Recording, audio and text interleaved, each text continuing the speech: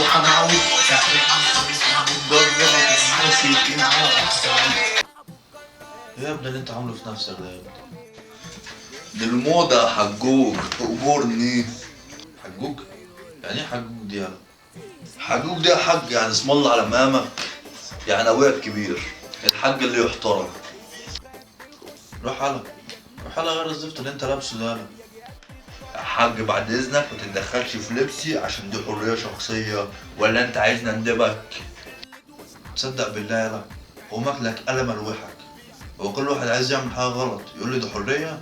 غور يالا، غور غير اللي انت لابسه ده يالا، غور.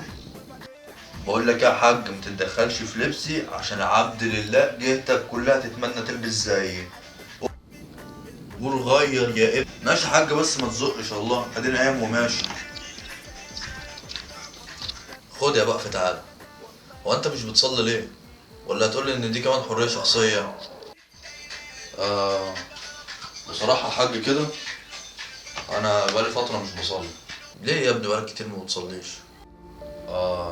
بصراحة يا حاج انا ببقى قاعد مع صحابي، كل ما اقول لهم تعالوا نصلي بيكسلوا، وانا بصراحة بكسل معاهم وبنفضل قاعدين. ولما تقف يا حبيبي قدام ربنا هتقول له كنت بكسل؟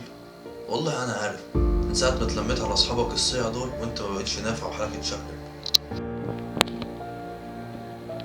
بس اقول لك يا ابني على حاجة، اللي حصل ده اكبر دليل ان الصاحب ساحب.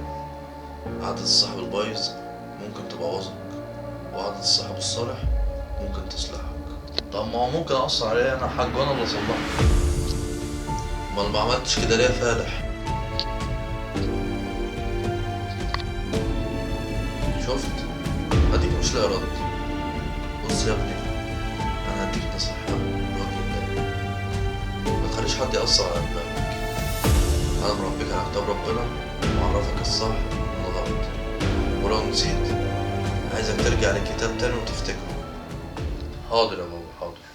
ما تخليش دايما حد يلعب في مبدأ انت متربي عليه، ولو لقيت نفسك في دايرة ناس مش شبهك امشي منها على طول وما تستناش، الا لو الناس دي ممكن تتعلم منها حاجة كويسة وتستفيد منها. يلا روح غير اللي انت لابسه ده، يلا.